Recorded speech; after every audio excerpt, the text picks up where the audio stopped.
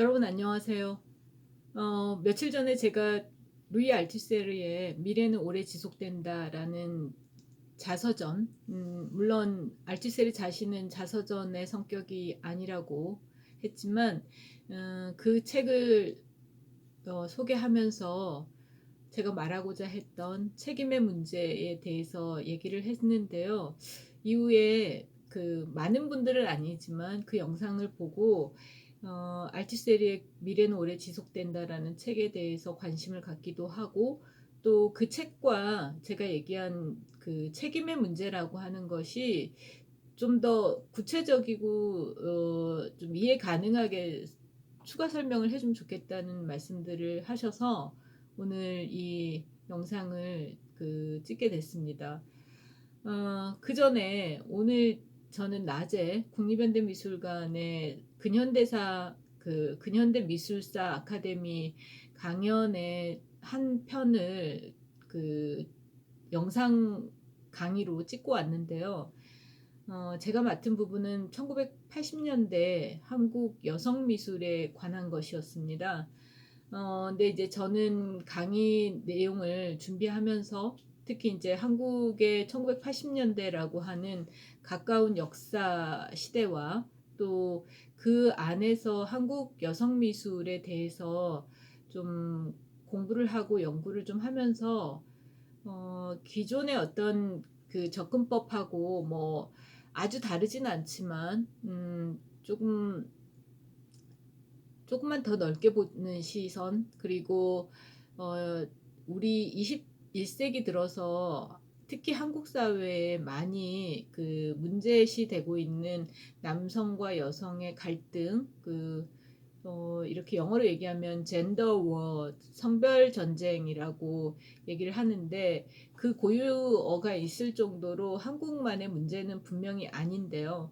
어쨌든 그런 남녀의 성별 전쟁과 여혐, 남혐의 문제 같은 것들에 대해서 조금 더 그 과거에 우리 선배들 세대가 실천에 옮겼던 여성 미술의 그 잠재성과 동시대성까지를 좀 얘기해보는 식으로 그 강연을 찍고 왔어요.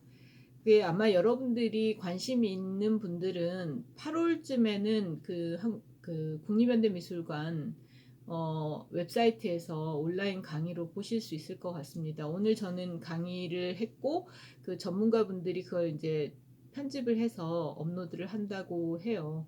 그래서 무료로 누구나 볼 수 있는 강연일 거라고 생각하기 때문에 관심 있는 분들은 오늘 제가 얘기했던 거를 좀 기억을 하셨다가 찾아보시기 바랍니다. 제 강의뿐만 아니라 여러 그 연구자들, 학자분들, 그리고 교수가 강연한 내용들이 시리즈로 있어서요. 그걸 보시면 좋겠어요.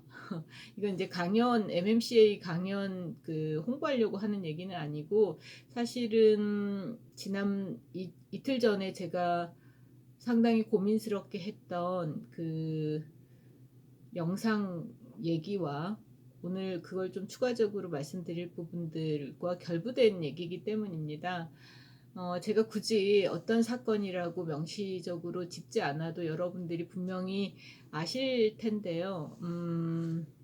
최근에 한국 사회에 특히 이제 사회 리더라고 하는 사람들이 어, 보여주는 어떤 행태, 그리고 드러나지 않았던 어, 굉장히 부정적인 행위들, 이런 것들과 관련해서 그것이 어떤 되게 전반적인 사회 문제로서가 아니라 하필이면, 그리고 무엇보다도 그 문제적인 차원에서 여성들에 대한, 특히 여성의 성적인 그 자기 주체성과 그리고 자신의 어떤 독자성, 인격적 독자성, 여성 인권에 관련해서 상당히 문제적으로 행위했던 남성 사회 리더들의 비행, 나아가서는 범죄라고 규정해야 할 어떤 부분들에 대한 이슈들이 많았고, 그것이 모두 다 그렇진 않지만 어, 아주 극단적인 종결로 마무리돼 버리는 그런 상황들을 염두에 두고 이틀 전에 제 머릿속을 어지럽히고 사실 여러분들과 같이 고민해 보고 싶다고 하는 내용들을 영상으로 말씀을 드렸던 건데요.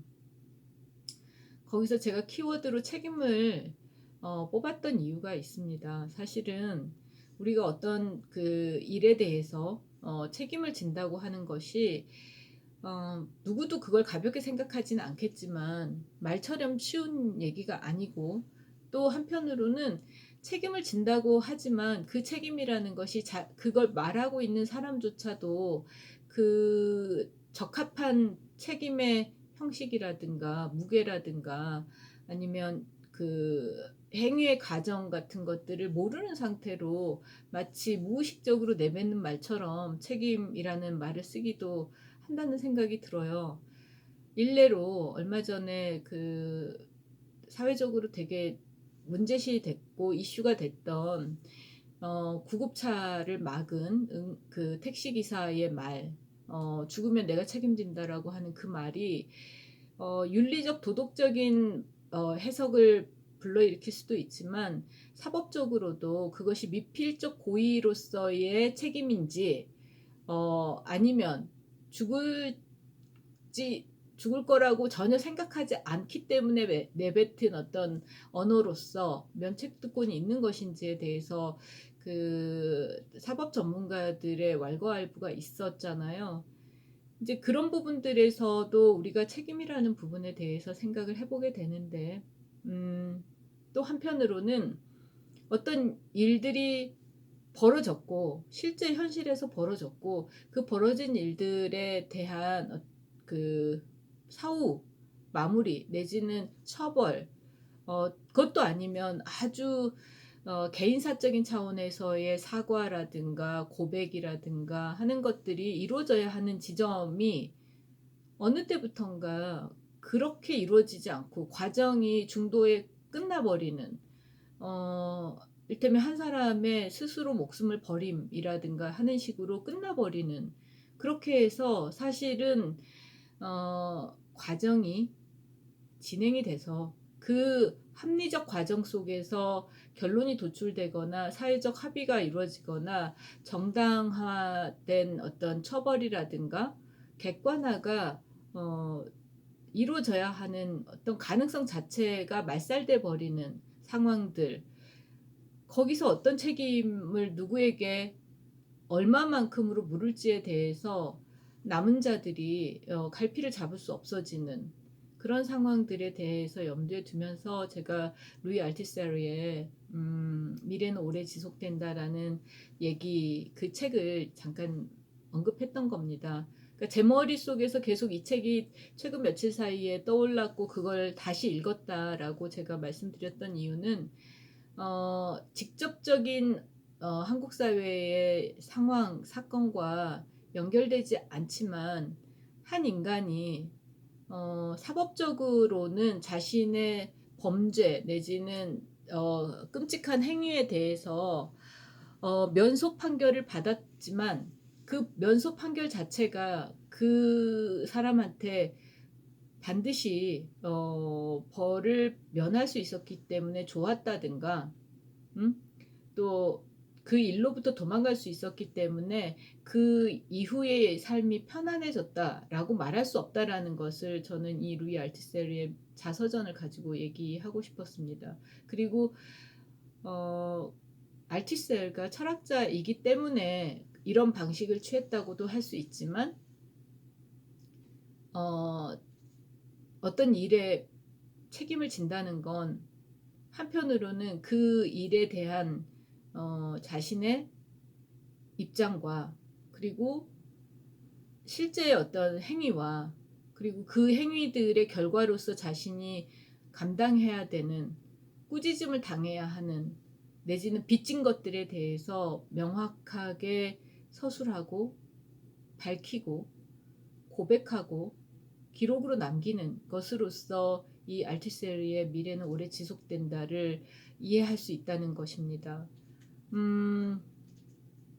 그것이 어쩌면 당사자가 입을 닫는다든가, 당사자가 입을 닫음으로써 다른 모든 사회 구성원과 공동체가 입 다물 수밖에 없게 하는 상황을 만드는 그런 일들하고는 상당히 다른 것이죠.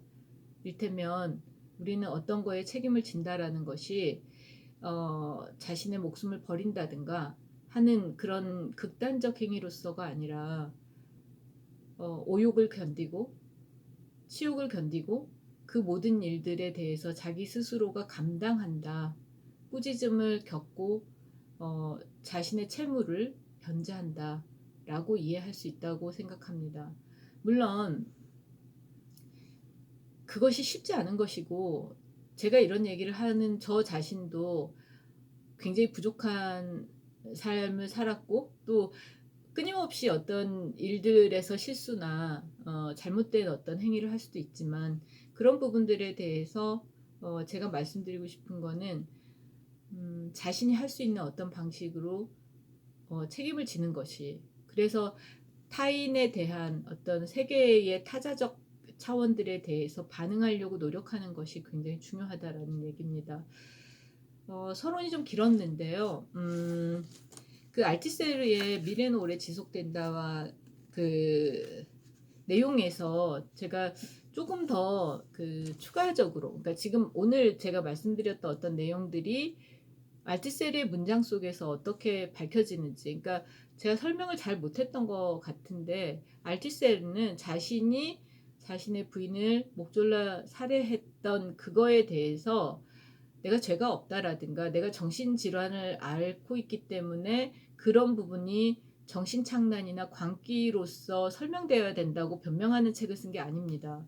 오히려 그렇게 자기 스스로의 어떤 그 정신적 그 문제들 내지는 그런 정신과적인 진단이 자신으로 하여금 법정에 서지 못하게 했고, 자신의 어떤 과정과 그 책임져야 될 객관적 사실들로부터 자신을 떼어내서 입 닫게 했다는 거예요. 이제 그런 지점에서 침묵이라는 건 강요된, 알티세르가 자신의 범죄로부터 핵심에서 벗어나게 하는 어떤 강한 외압이었다고 할 수 있다고 보는 거죠. 알티세르 자신이 생각하기 스스로 이해해도. 그래서 알티세르는 사건이 벌어진 일어난 이후로 5년이 지났을 때 이 자서전을 쓰기 시작했고, 알티세르 자신의 그 말을 빌리면 단 며칠 사이에 이 두꺼운 분량의 원고를 썼다고 합니다. 관련해 가지고 제가 여러분께 읽어드리고 싶은 부분이 있어요. 그러니까 이 책을 쓴다고 하는 그 계획을 친구들이 굉장히 적극적으로 반대했던 과정과 그 앞서 이렇게 면소 판결이 되는 거에 대해서 오히려 반대했던, 그러니까 뭐 회피나 도망이나 내지는 정신적 그 이유를 가지고 자신의 범죄로부터 그 면소되는 거를 반대한 친구들에 대한 얘기부터 두 가지를 같이 여러분에게 좀 들려드리고 싶습니다. 이 책의 2장이 이렇게 시작해요. 이 책을 읽는 독자들이 나를 용서해 주길 바란다. 이 작은 책, 나는 이것을 우선은 내 친구들을 위해, 그리고 가능하다면 나 자신을 위해 쓰고 있다. 그러한 이유들은 곧 이해될 것이다. 그 사건이 일어나고 한참 뒤 나는 내 가까운 친구 둘이 엘렌느가 죽은 다음 주 생트 아느 병원에서 실시된 3번의 법의학 감정 결과에 따라 내려진 그 면소 판결을 내가 받지 않기를, 그래서 내가 중죄재판소에 출두하기를 바랐다는 사실을 알게 됐다. 하지만 그것은 불행하게도 간절한 소원일 뿐이었다. 심한 타격을 받은 나는 공개재판정에 출두할 상태가 아니었다. 나를 보러 온 예비판사는 내게서 한마디 말도 끌어낼 수 없었다. 게다가 경찰국장의 명령에 따라 행정조치를 받아 감시하에 놓인 나는 어떤 자유도 시민권도 더는 누릴 수 없었다. 선택의 여지가 없는 나는 하는 수 없이 공식적인 소송 절차에 따를 수밖에 없는 상황이었다. 그 소송 절차에는 명백한 이점들이 있다. 즉, 자신의 행위에 대해 책임이 없다는 판결을 받은 피의자를 보호한다는 것이다. 그러나 그 절차는 끔찍하게 불리한 점들도 숨기고 있는데 그것들은 잘 알려져 있지 않다. 확실히 그렇게 오랜 시련을 겪은 다음 나는 마침내 내 여자친구들을 이해하게 된 것이다. 내가 시련이라고 말할 때 그것은 내가 병원에 감금되어 있을 때 겪은 것뿐만 아니라 그 이후 내가 겪고 있는 것, 그리고 또한 명백한 사실로 만약 내가 이렇듯 사람들이 내 자신의 증언을 듣도록 개인적이며 공개적으로 나서지 않을 경우 죽는 날까지 내가 겪어야만 하는 것까지도 의미한다. 최상의 또는 최악의 감정에 빠진 수많은 사람들이 오늘날까지 나 대신 말을 하거나 침묵을 지키는 위험을 무릅써왔다. 면소 판결의 운명, 그것은 사실상 침묵의 묘속인 것이다. 요컨대 알티세르 자신은 이 면소 판결을 긍정하지 않은 겁니다.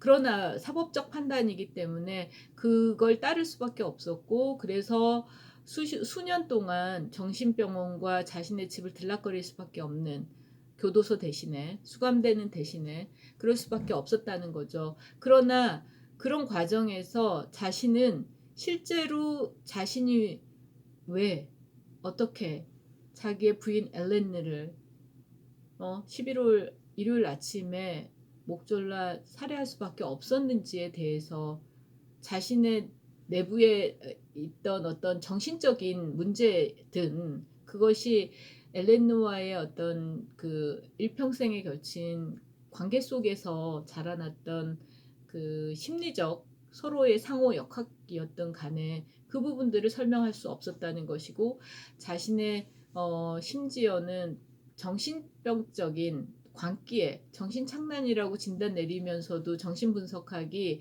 알고자 하지 않았던 자신의 가족사, 그 정신적인 그라운드, 매트릭스가 무엇인지에 대해서 자기 스스로가 분석해야 하는 과정을 이 책에 서술한 겁니다.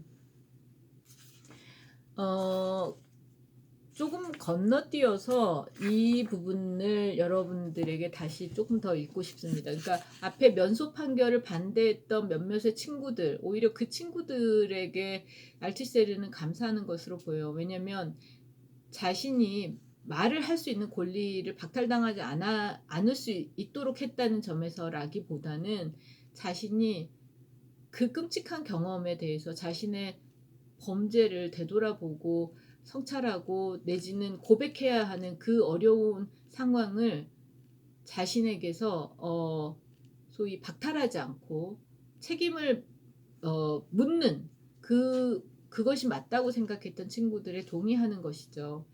그런데 이제 또 자신이 이 책을 쓴다고 했을 때, 그것이 친구들에게 알려졌을 때 사람들은 알티세르에게 이런 식의 말을 했다는 겁니다. 자네가 사건을 새로이 발생시키게 될 거야. 잠자코 무리를 일으키지 않는 게 더 나을 거야. 단 하나의 해결책일 뿐이야.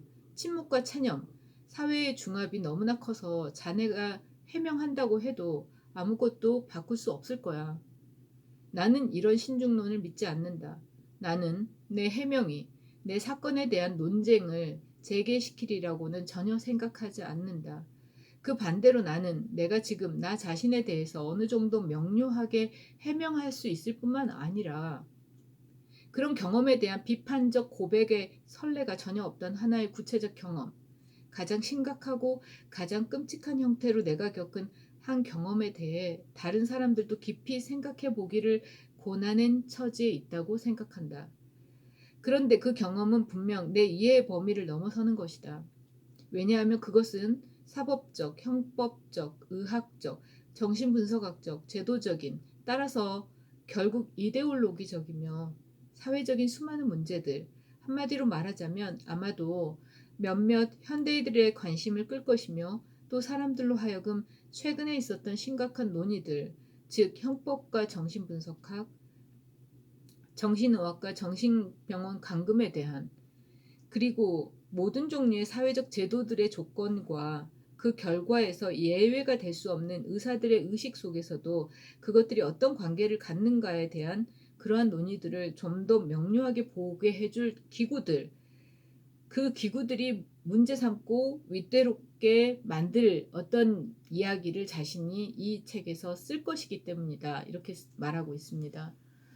다소 길게 제가 이 알티세르의 미래는 오래 지속된다에 서술된 알티세르의 문장들을 읽었는데요. 방금 읽은 부분은 이런 겁니다.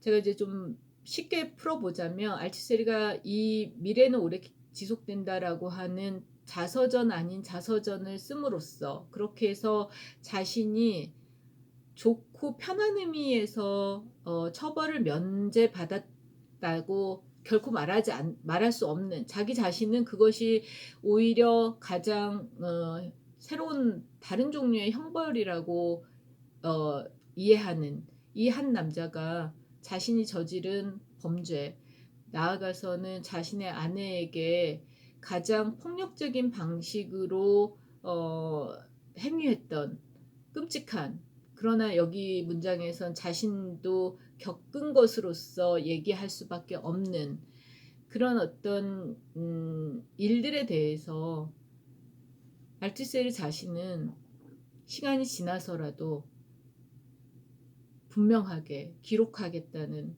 그 기록이 책으로 발간되는 순간 흔히 사람들이 새롭게 논쟁이 일어날 거야, 너에 대한 그 소위 사회적 비판과 갈등이 또 재개될 거야 라고 걱정했지만, 자신은 그렇게 보지 않는다고 생각하는, 왜냐하면 그것이 두려워서가 아니라 이 기록이 남겨짐으로써 한 인간을 죽였다고 하는, 내지는 말살했다고 하는 어떤 과정들이 단순히 사법적 판결이라든가 아니면 반대로 정신분석학적인 어떤 소위 면소라든가 하는 식으로는 정리될 수 없다라고 하는, 오히려 그 안에 담겨 있는 아주 고민스럽고, 제가 계속 그런 고민을 하고 있다고 말씀드렸던 만큼의 그 퀄리티로서의 복잡성, 내지는 이분화시키거나 양가적으로 분리해서 정리할 수 없는 그런 인간이기 때문에, 인간이 모여 살기 때문에, 같이 살아야 하기 때문에 피해갈 수 없는 복합성의 그 질문들을 자기 스스로는 남겨야겠다고 생각을 했던 것 같습니다.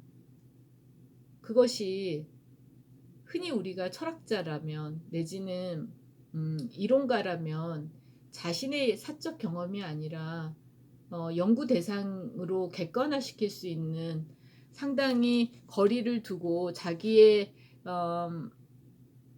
경험이나 뭐 주관성을 도입하지 않고도 그럴듯하게 말할 수 있는 논리였으면 좋았겠지만, 역설적으로 말해서 그 바로 자신의 경험이고 자신이 일으킨 사건이고 자신의 범죄이기 때문에, 그럼에도 불구하고 자신이 처벌받지 못했다라고 하는 그 고도의 성찰로부터 이 책이 쓰였고, 그렇기 때문에 그 기록이 자신의 자서전으로 멈추는 것이 아니라, 예를 들면 오늘날 저 같은 사람이 이 책을 떠올리면서 우리 사회에서 어떤 일들이 어떻게 종결돼야 하고 누가 무엇을 어떻게 책임져야 하는지에 대한 철학적 질문과 성찰로 연결될 수 있도록 했다고 생각합니다. 그래서 제가 직접적으로 언급하지 않고 계속 그 이름과 사건을 회피하고 있는 최근에 한국 사회에서 벌어진 일도 가장 불행하면서 가장 어떻게 보면 여성의 입장에서 봤을 때는 몇 배의 끔찍함과 고민스러움이 누적돼 있는, 오늘 당장의 그런 상황을 봐도 그렇고요. 남은 자가 정말로 어떻게 이 일련의 일들과 쟁점들에 대해서 무엇을 해야 되는지 고민스러운 이 일들과 관련해서 정보로 떠들어 보게 되는 레퍼런스로 삼게 되고 정말 무엇인가가 어떻게 처리돼야 하는가에 대해서 그럼에도 불구하고 하나의 그 시사점을 주는 역사적 시사점을 주는 성찰거리를 주는 책으로 남았다고 생각합니다. 그래서 얘기하자면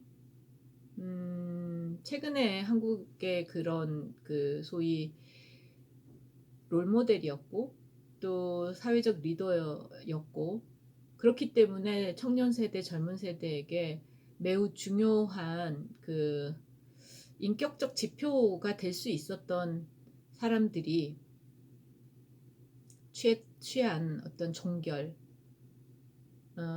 그 종결 안에 쉽게 사람들이 들여다보지 않지만 제가 보기에 굉장히 중요한 문제인 책임의 문제, 책임을 어떻게 질 것인가의 문제에 대해서 견줬을 때 알티세르처럼 최소한 알티세르처럼 우리가 했어야 하는 거 아닌가라는 생각을 말씀드리고 싶습니다. 네.